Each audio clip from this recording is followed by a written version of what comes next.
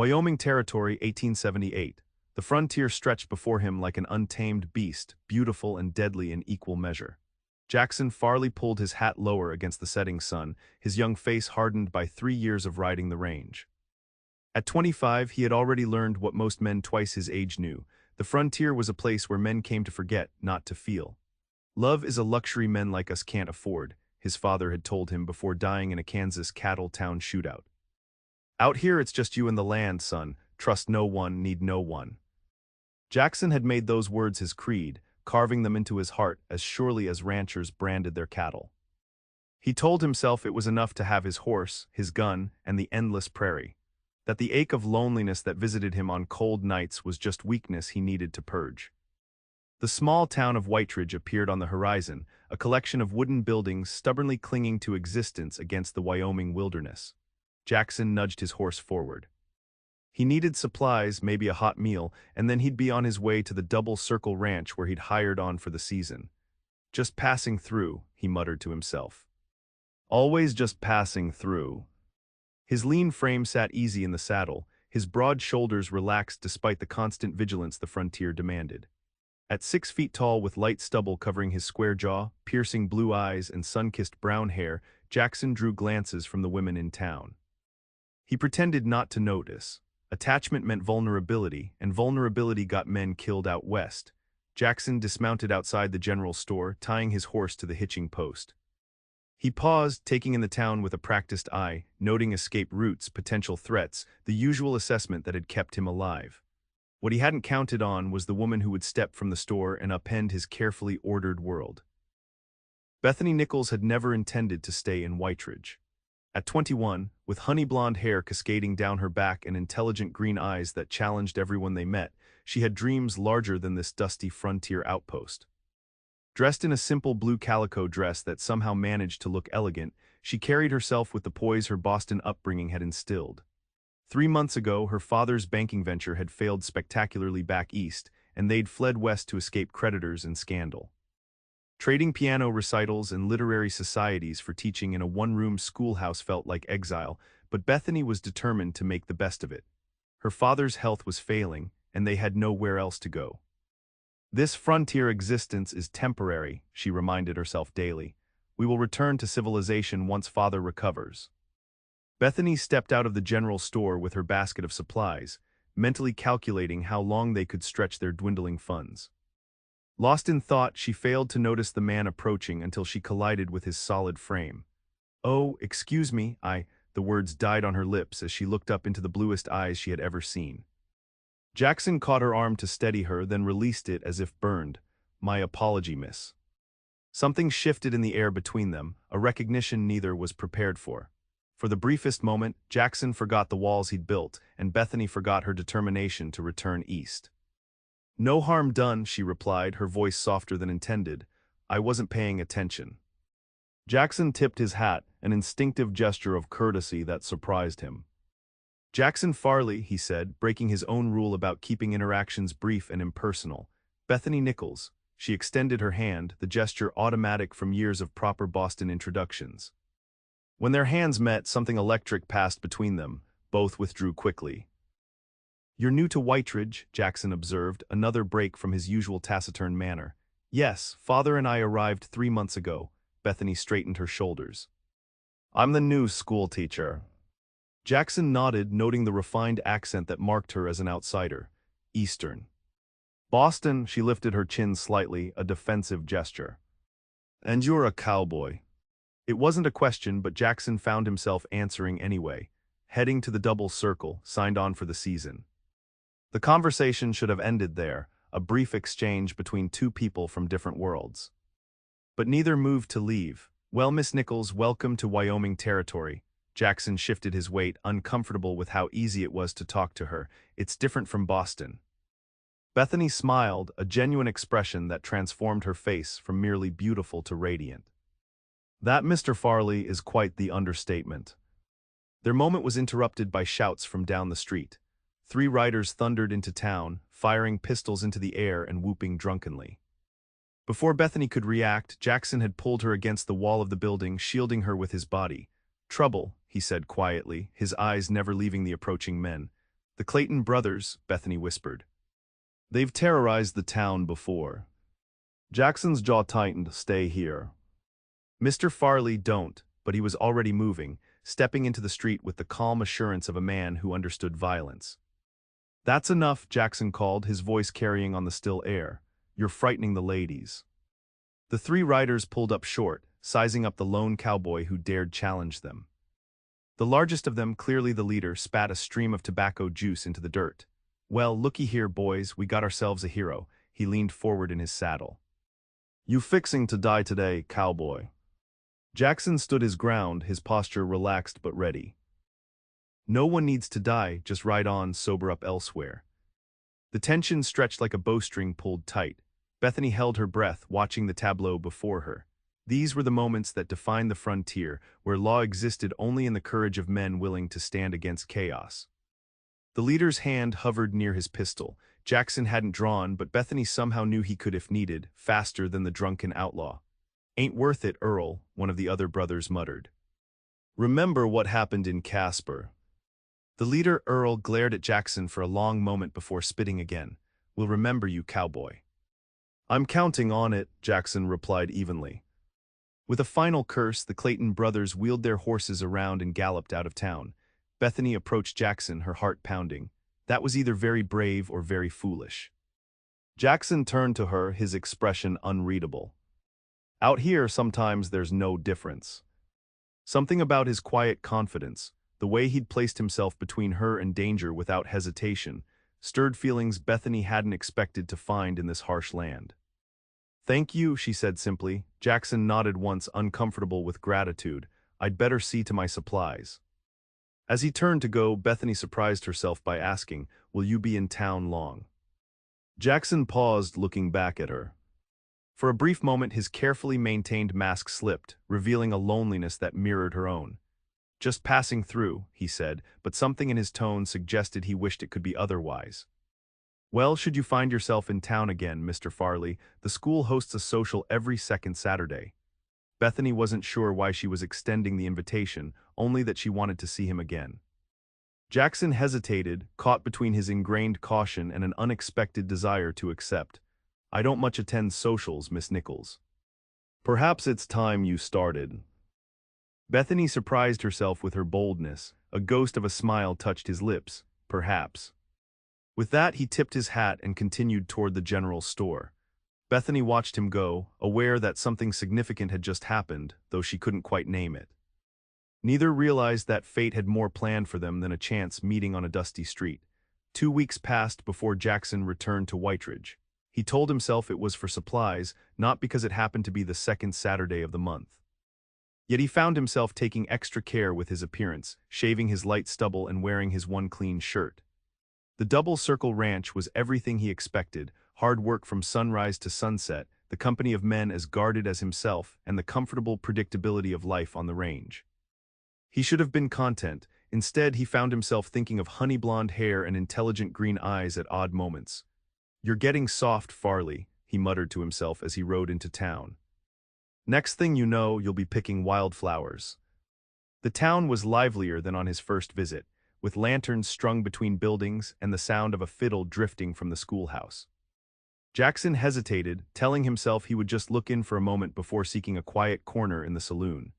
Inside the schoolhouse, desks had been pushed aside to create a makeshift dance floor. Families mingled while children darted between adults, and a small band of local musicians played a lively tune. It was the kind of gathering Jackson usually avoided. Too many people, too much noise, too many opportunities for the past to catch up with him. Then he saw her. Bethany stood across the room, laughing at something an older woman had said. She wore a dress of soft green that matched her eyes, her hair partially swept up to reveal the elegant line of her neck. She was a vision of Eastern refinement amid frontier practicality, and Jackson couldn't look away. As if sensing his gaze, Bethany turned. The smile that bloomed on her face when she spotted him struck Jackson like a physical force. She excused herself and made her way toward him, navigating the crowded room with grace. Mr. Farley, she greeted him, pleasure evident in her voice. You came. Jackson removed his hat, suddenly conscious of the calluses on his hands and the dust that seemed permanently ground into his skin. Miss Nichols, I was in town for supplies. She raised an eyebrow, seeing through his excuse. Of course, how fortunate that your supply run coincided with our social. For the first time in years, Jackson felt himself wanting to smile. Fortunate indeed. Would you care for some punch? Bethany gestured toward a table laden with refreshments. Mrs. Peterson makes it with real lemons shipped all the way from California. Jackson nodded, falling into step beside her. How are you finding Whiteridge? He asked, genuinely curious about her adjustment to frontier life. It's been educational. Bethany handed him a cup of punch. The children are eager to learn, though their ideas of essential knowledge differ somewhat from Boston standards. How so? Well, they're more interested in learning how to track game than diagramming sentences. Her eyes sparkled with amusement. And they're quite convinced I need instruction in practical matters. Little Tommy Jenkins brought me a snake yesterday to teach me the difference between venomous and non-venomous species. Jackson chuckled, the sound rusty from disuse. Useful knowledge out here. Yes, I'm beginning to see that. Bethany studied him over the rim of her cup. And you, Mr. Farley, how are you finding the double circle? It's work, he said simply. Cattle don't much care where you came from or where you're going. They just need tending. Is that why you chose the life? The simplicity of it. The question struck closer to home than Bethany could know. Jackson took a sip of punch to buy time, surprised at his desire to give her an honest answer rather than the deflection that came so naturally to him. Partly, he admitted, and partly because it lets a man keep moving. The frontier's big enough to outrun most troubles. What troubles are you outrunning, Mr. Farley? Bethany asked softly, then immediately held up a hand. Forgive me. That was terribly forward. The fiddle changed to a slower tune, and couples began to form for a waltz. Jackson set down his cup, extending his hand in a gesture that surprised them both. Would you care to dance, Miss Nichols? Bethany's eyes widened slightly, but she placed her hand in his without hesitation. I would. As Jackson led her onto the floor, he was acutely aware of the eyes watching them. The Eastern schoolteacher and the drifting cowboy made an unlikely pair. He placed his hand at her waist, careful to maintain a proper distance. I should warn you, he said quietly, it's been some time since I've done this. Bethany's hand felt small in his. Just follow the music, Mr. Farley. Sometimes the body remembers what the mind forgets. They began to move awkwardly at first, but with increasing fluidity as Jackson remembered steps learned in another life. The warmth of Bethany's hand, the subtle scent of lavender that surrounded her, the trust in her eyes as she followed his lead, all of it worked to crack the armor he'd built around himself. You dance well for a cowboy, she observed. I wasn't always a cowboy. The admission slipped out before he could catch it. Bethany's eyes met his, curious but not pushing, and I wasn't always a frontier schoolteacher. Life takes unexpected turns. That it does, Jackson guided her through a turn, their bodies moving in surprising harmony, though I suspect your turns have been less complicated than mine. Perhaps. Bethany's gaze grew thoughtful, though having your father lose everything and fleeing west in disgrace creates its own complications. Jackson's respect for her grew at the honesty. Is that what brought you here? Financial troubles. She nodded, her chin lifting slightly in that defiant gesture he was coming to recognize.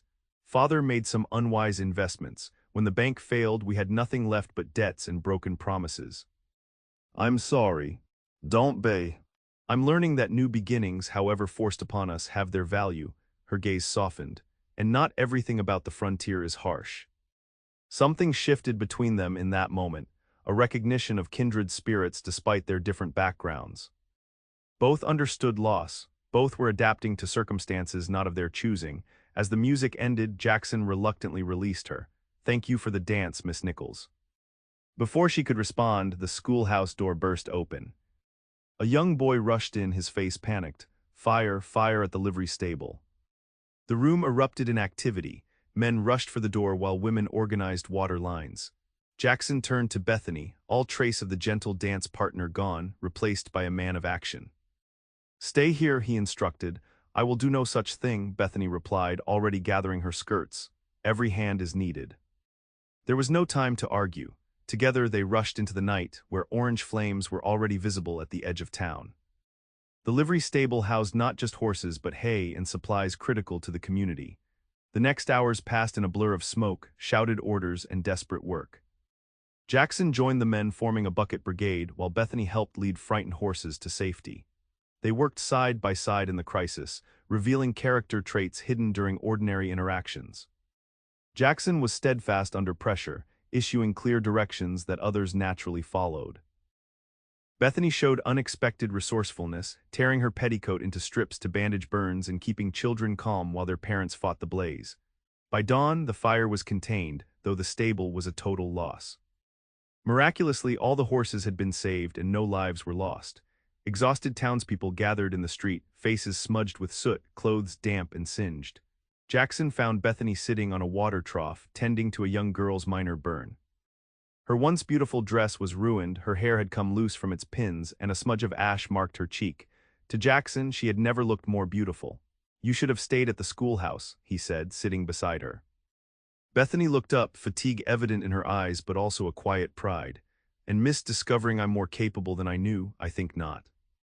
Jackson handed her his canteen. "You're full of surprises, Miss Nichols." "As are you, Mr. Farley." She took a grateful drink. Not many men would rush into a burning building to save a stranger's horses. "The right thing isn't always the safe thing." He studied her for a moment. "Are you hurt?" Bethany shook her head. "Just tired, and you?" "I've seen worse." His gaze drifted to the smoldering remains of the stable. "Sheriff thinks it might have been deliberate." "The Clayton brothers." Jackson nodded grimly. "They were seen riding out of town just before the fire started." Bethany's expression hardened. Someone should stop them before they hurt innocent people. "Someone should," Jackson agreed, his tone suggesting he might be that someone. "Don't," Bethany said, reading his intention. "That's a job for the law."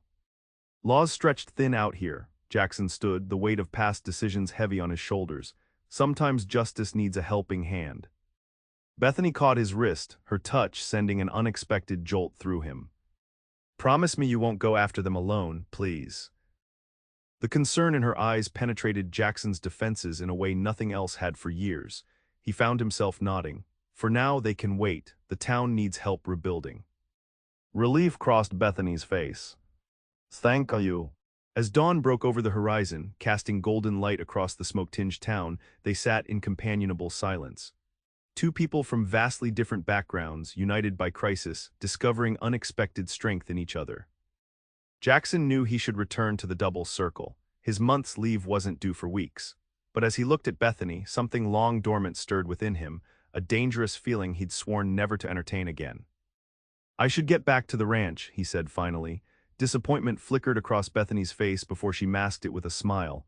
"Of course, they'll be expecting you." Jackson hesitated, then took a chance that went against every rule he'd made for himself. "I get one Sunday off a month, next one's in 3 weeks." Hope brightened her tired eyes. "Is that so?" Perhaps you might show me that creek east of town I've heard about." "They say it's good fishing." Bethany's smile was like sunrise after a storm. "I'd like that very much, Mr. Farley." "Jackson," he corrected her quietly. "If we're going fishing, you might as well call me Jackson." "Jackson," she repeated, the name sounding different in her gentle voice. "And I'm Bethany." As they parted ways that morning, neither realized how completely their lives had just changed course like a river diverted by an unseen force, flowing toward a destination neither had imagined possible.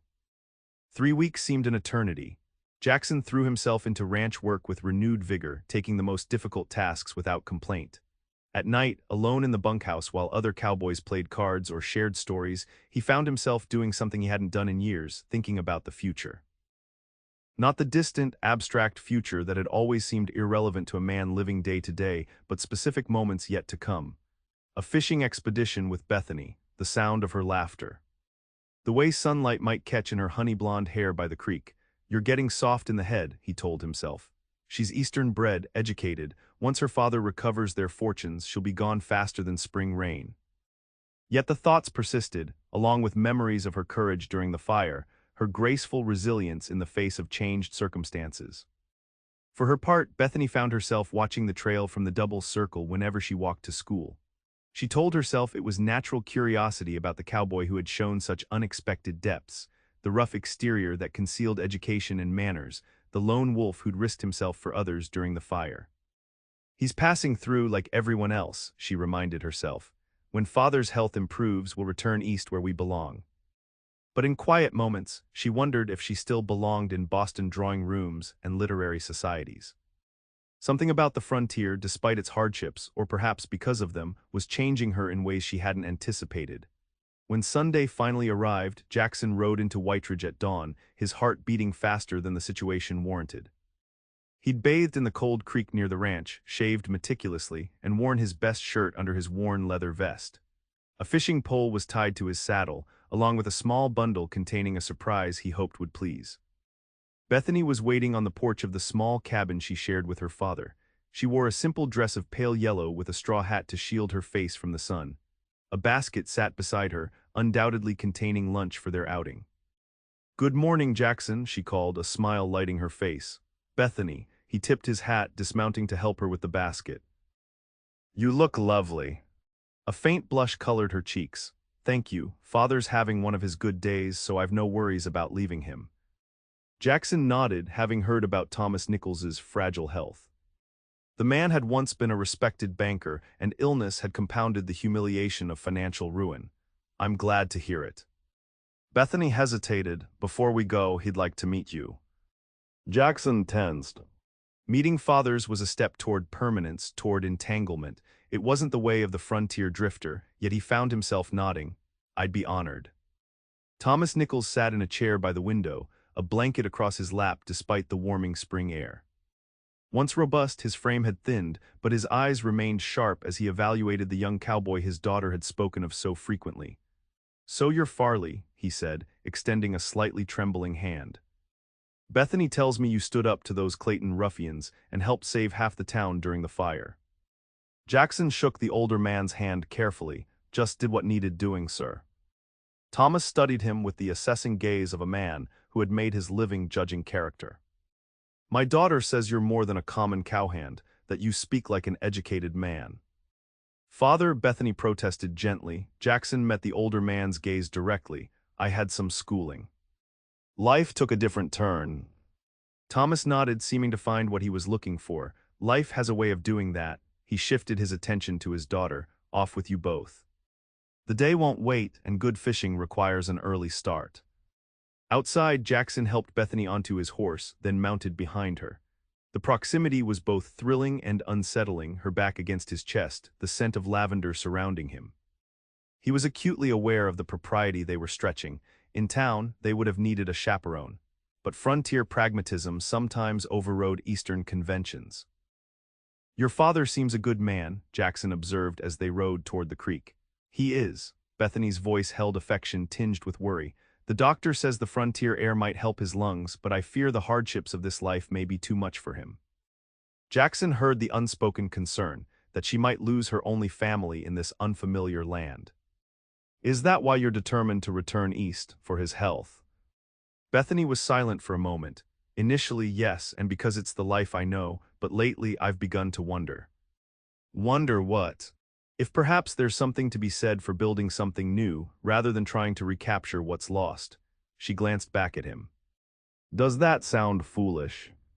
Jackson thought of his own journey, the circumstances that had driven him west, the past he couldn't reclaim. "No," he said softly, "it sounds like wisdom."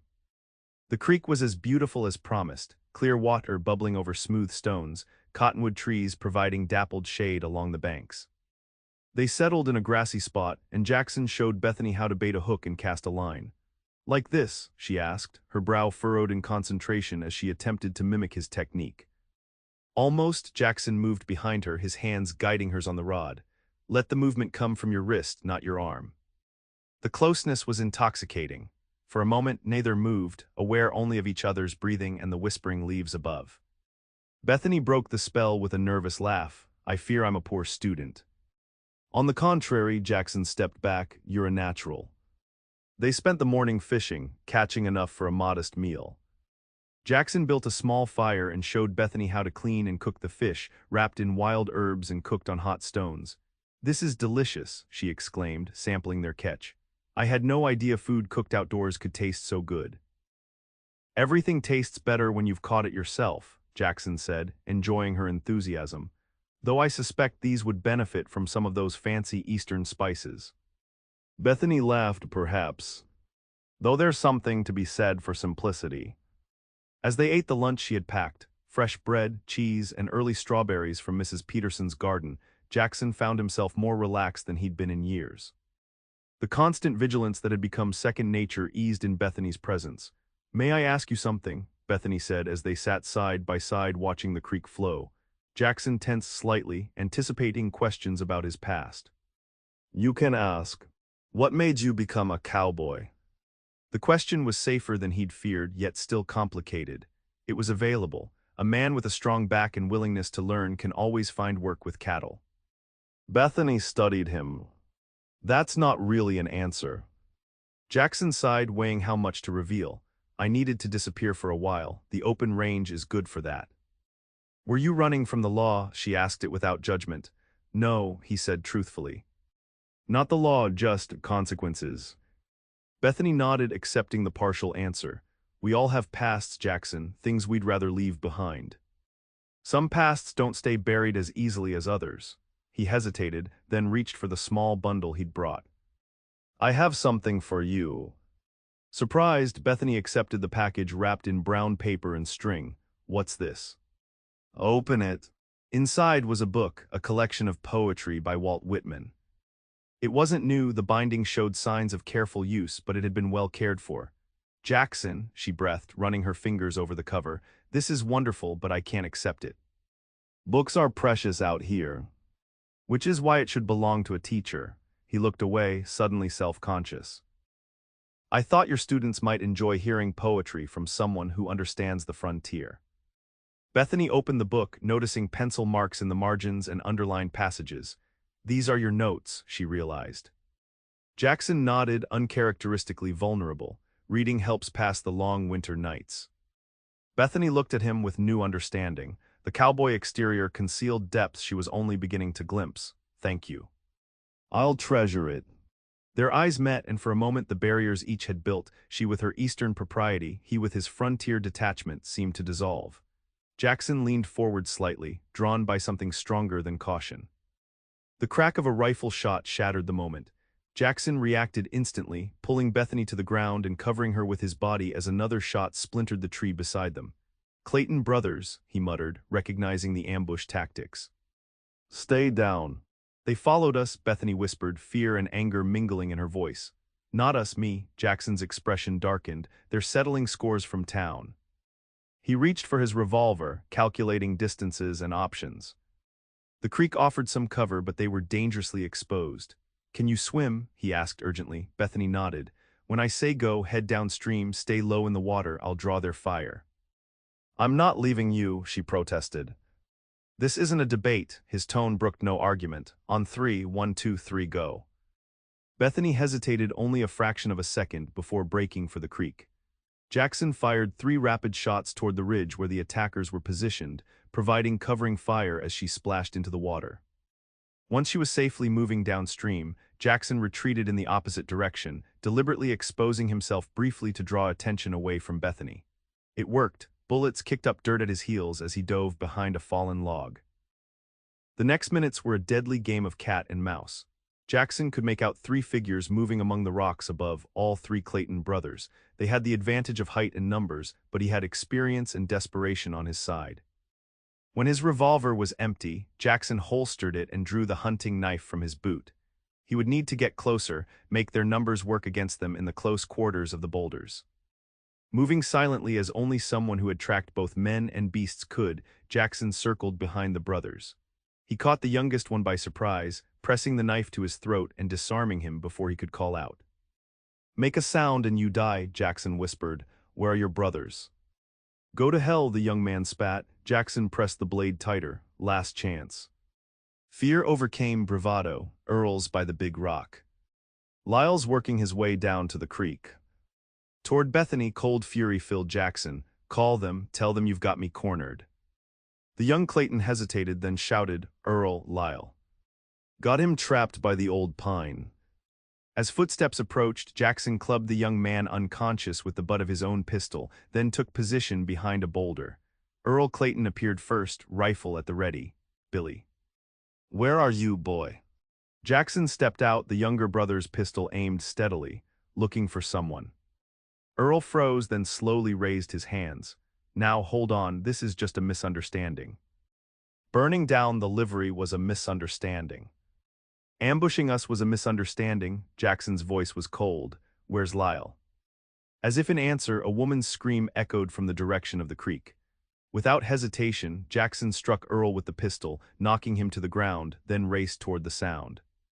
He found Lyle Clayton dragging a struggling Bethany from the creek, her dress sodden, a bruise forming on her cheek where he'd struck her. "Let her go," Jackson called, his voice deadly calm.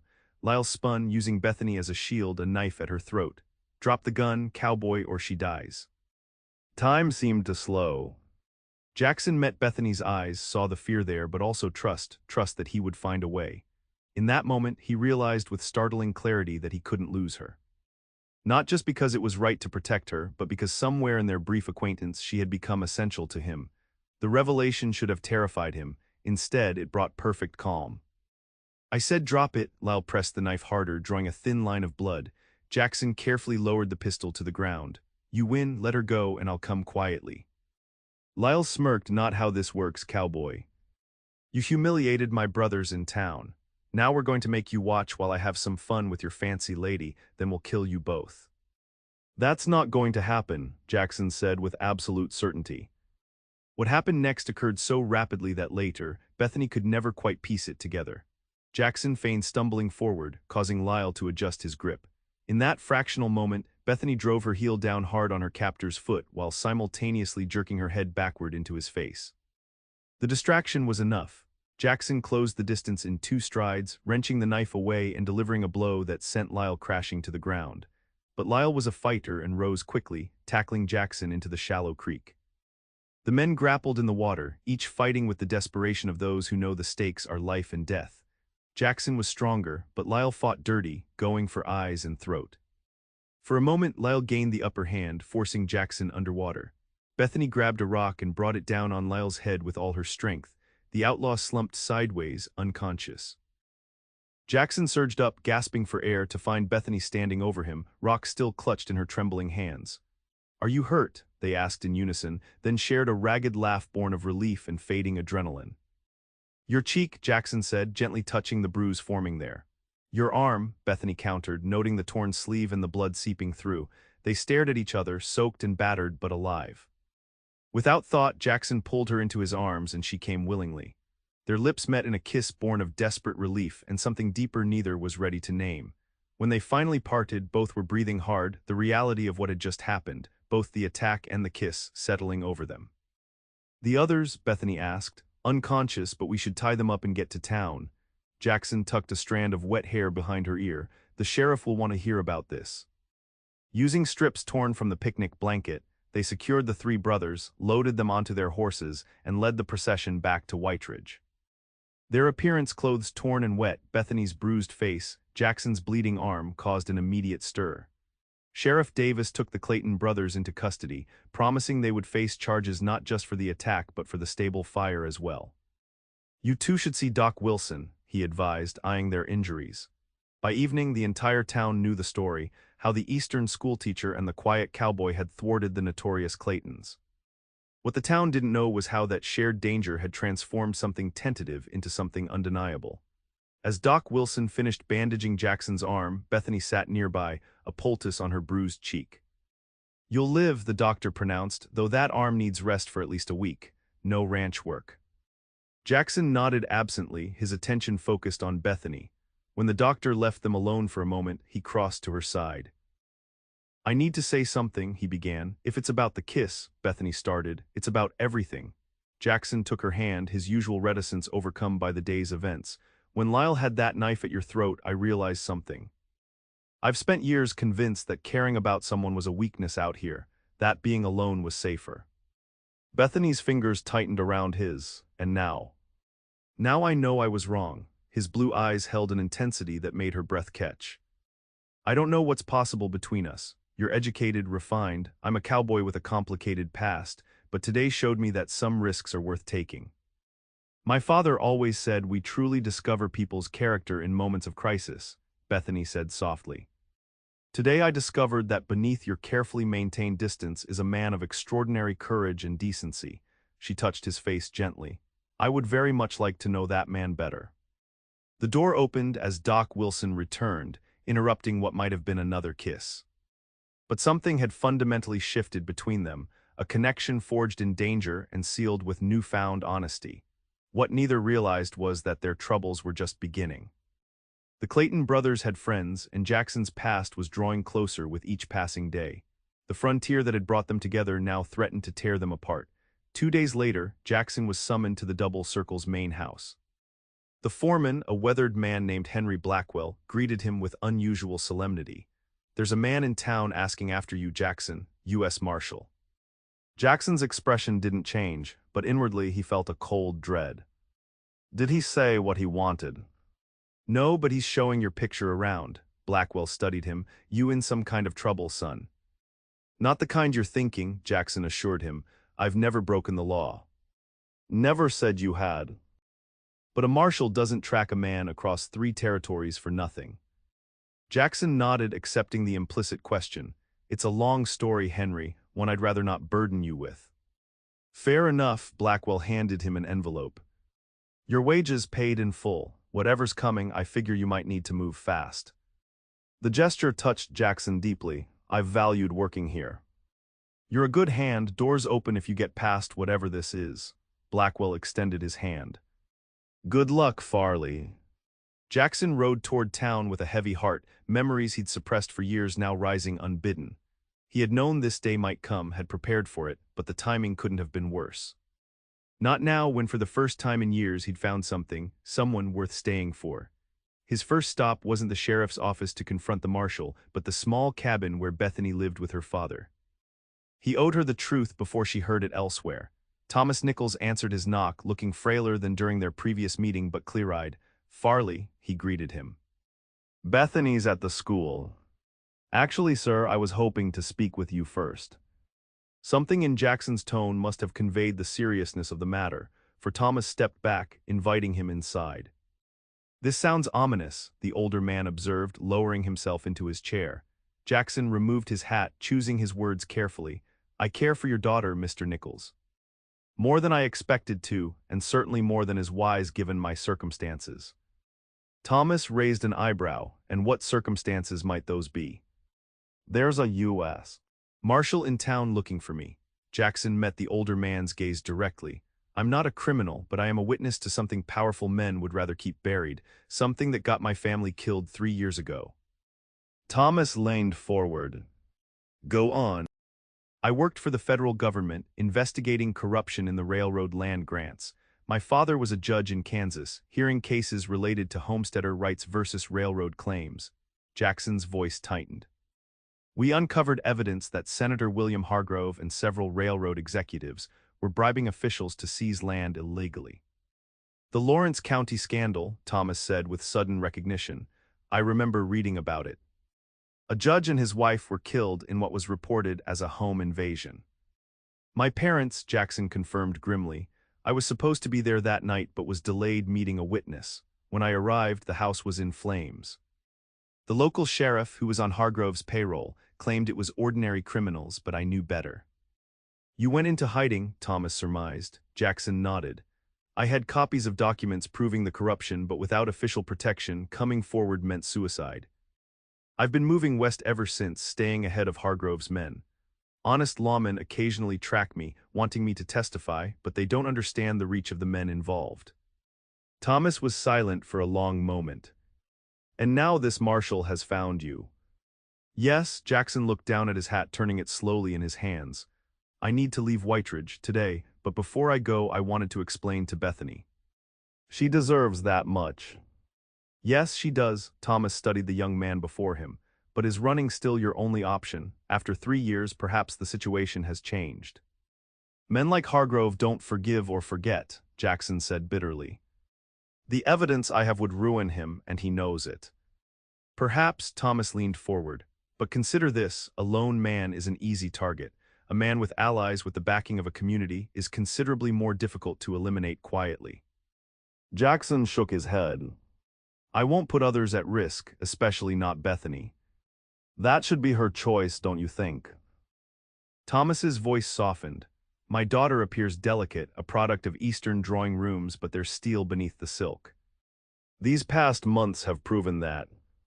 I care about her too much to bring danger to her door. And yet, Thomas observed wryly, danger seems to have found you both already, if the Clayton incident is any indication. Before Jackson could respond, the door opened and Bethany entered, her face lighting at the sight of him before registering the tension in the room. Jackson, father, what's happening? Thomas rose slowly. I believe Mr. Farley has something important to tell you. I'll give you privacy. As Thomas retreated to his bedroom, closing the door, Bethany turned questioning eyes to Jackson. What's wrong? Jackson took a deep breath. There's a U.S. Marshal in town looking for me. Alarm crossed her face. Why? In halting sentences, Jackson repeated the story he'd told her father. The investigation, his parents' murder, the evidence he carried, and the powerful men who wanted him silenced. As he spoke, he watched her expression shift from concern to horror to something harder to define. I have to leave, he concluded. Today, I can't risk bringing this trouble to your door. Bethany was silent for a long moment. When she finally spoke, her voice was steady.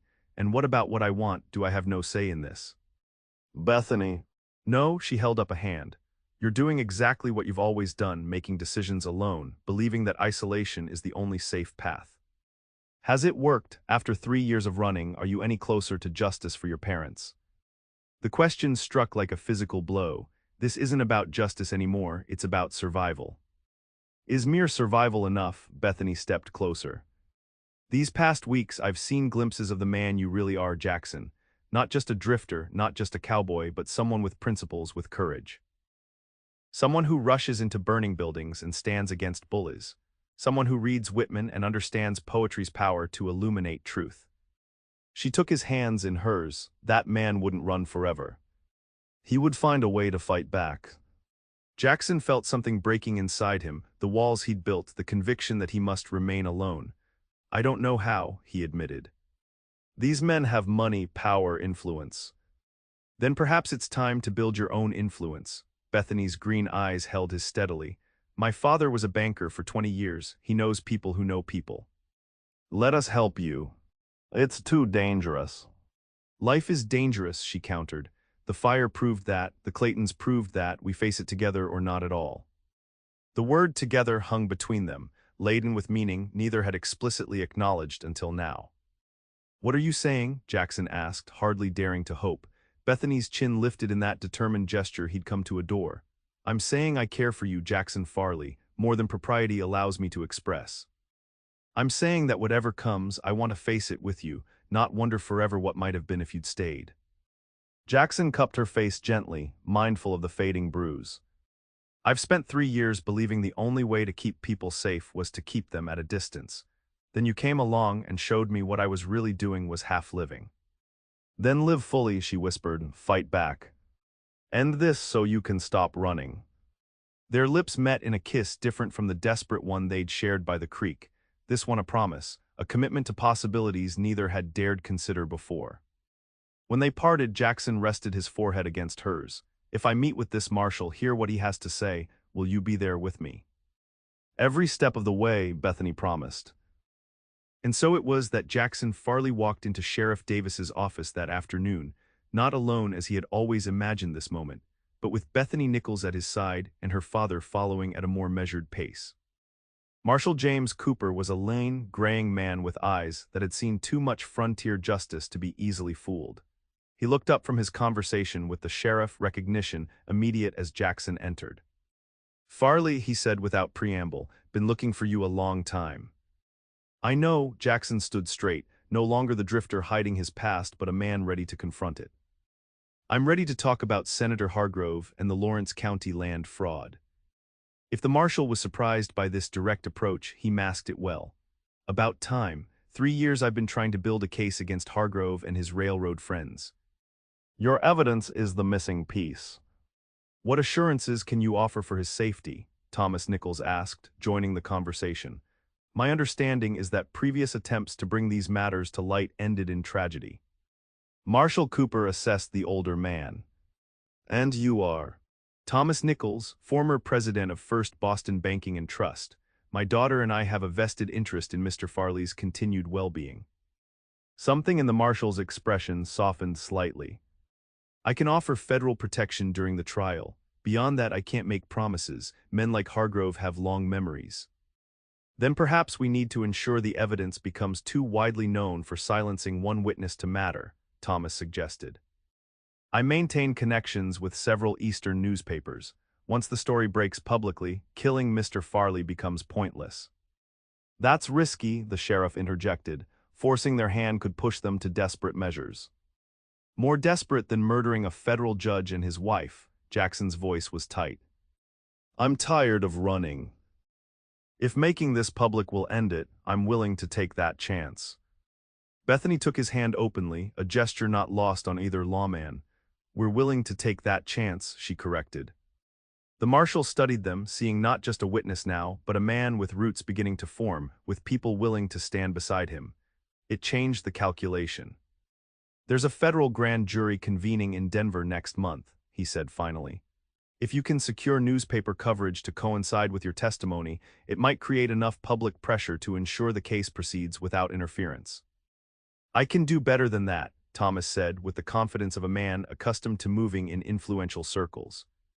"I can ensure the story reaches the desks of 3 major newspaper editors, and at least 2 senators not in Hargrove's pocket." A plan began to take shape. Jackson would travel to Denver under Marshal Cooper's protection, while Thomas would activate his Eastern connections. The evidence would be revealed both in court and in the press simultaneously, creating a storm too large for even Senator Hargrove to suppress. As the details were finalized, Jackson felt something he hadn't experienced in 3 years: hope.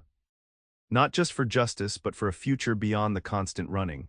"It won't be easy," Marshal Cooper warned as they concluded. "Hargrove will fight with everything he has." "So will we," Bethany said firmly. Outside the sheriff's office, in the lengthening shadows of late afternoon, Jackson turned to Bethany. "This changes everything," he said quietly. "The next few months will be dangerous." "I know," her expression was resolute. "But the alternative was watching you disappear, always wondering if you were alive or dead. I prefer facing the danger openly." Jackson touched her cheek gently. "When did a Boston schoolteacher become so fearless?"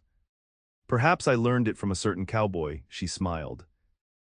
"Or perhaps it was always there, waiting for the right cause." Thomas joined them, moving slowly but with purpose. "Well, young man, it seems we have correspondence to write and preparations to make. I suggest we begin immediately."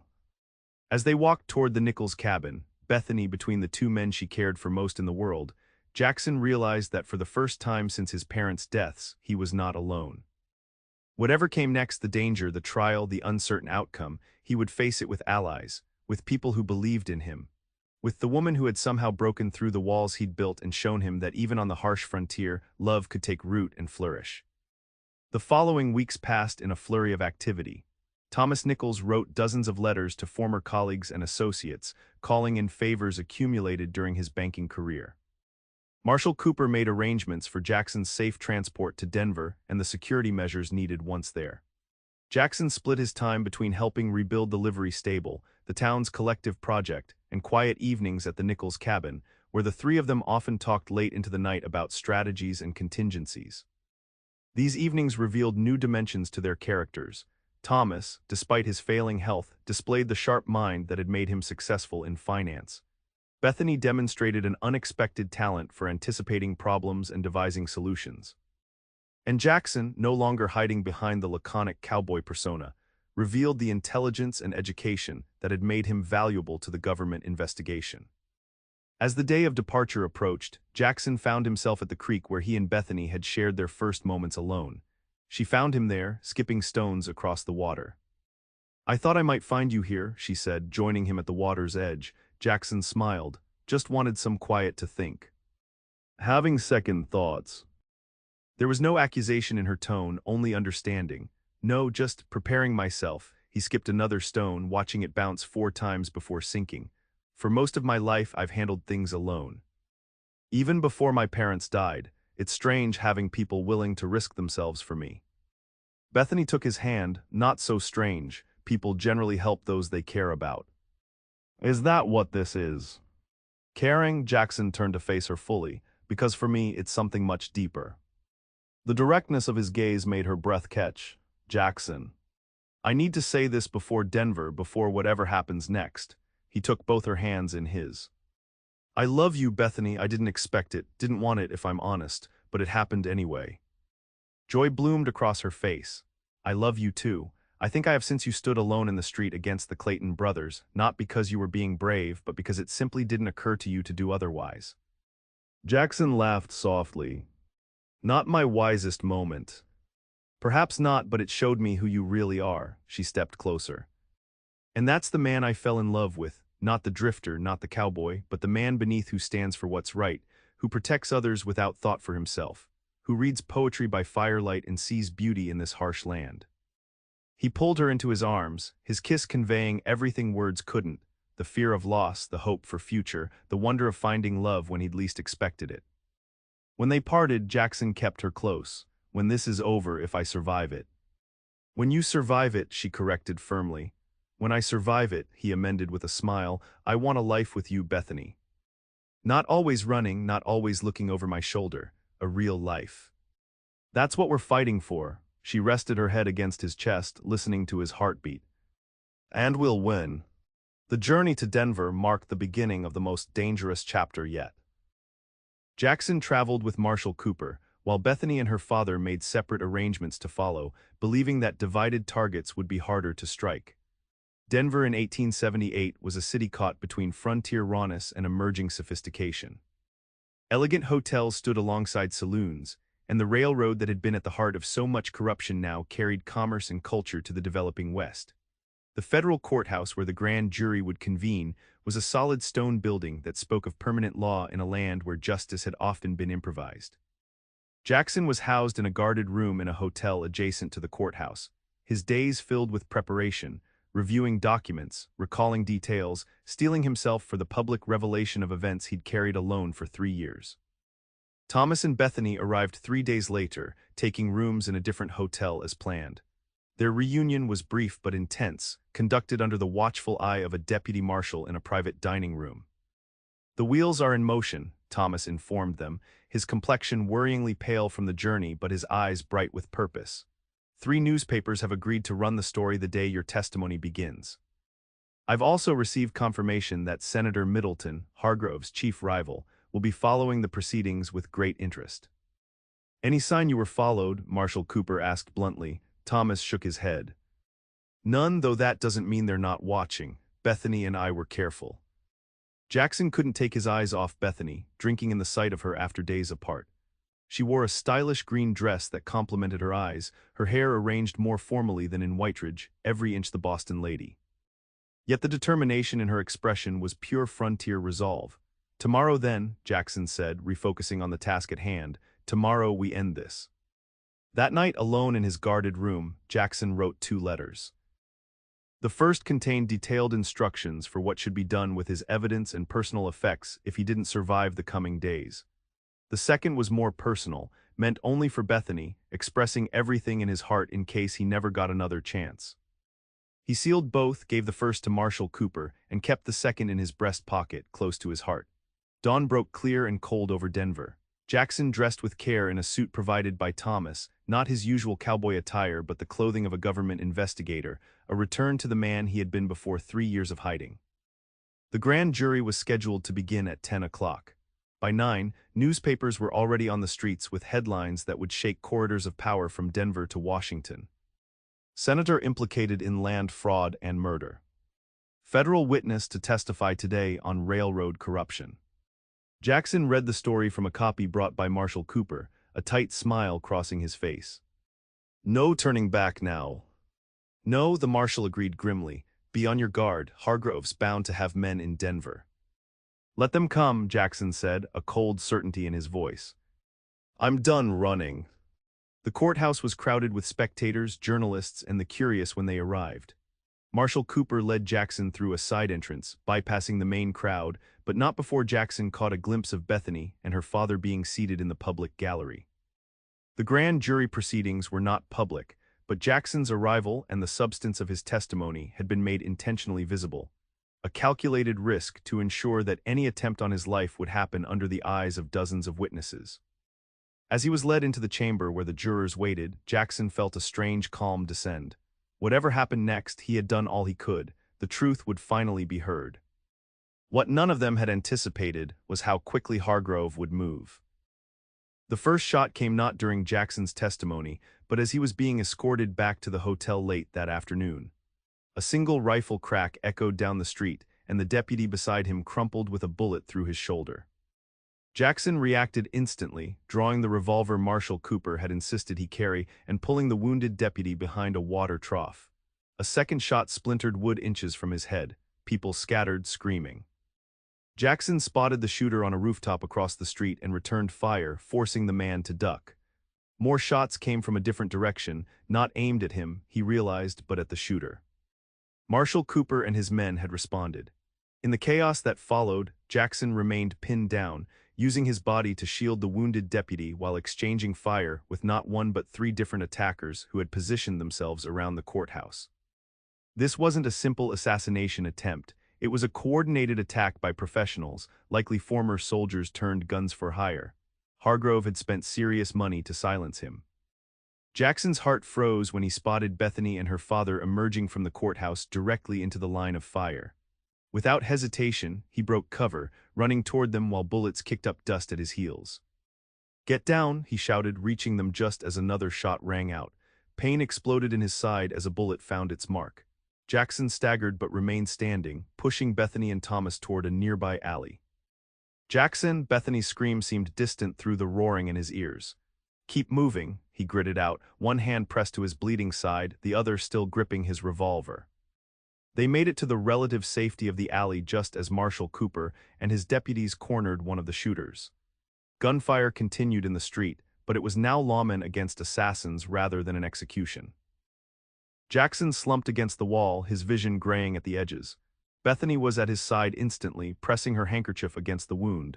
"Stay with me," she commanded, her voice steady despite the fear in her eyes. "You promised me a future, remember, a real life." Jackson managed a weak smile, not getting rid of me that easily.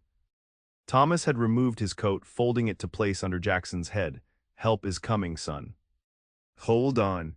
The world narrowed to Bethany's face above him, her green eyes fierce with determination, her hands firm as they tried to stem the bleeding.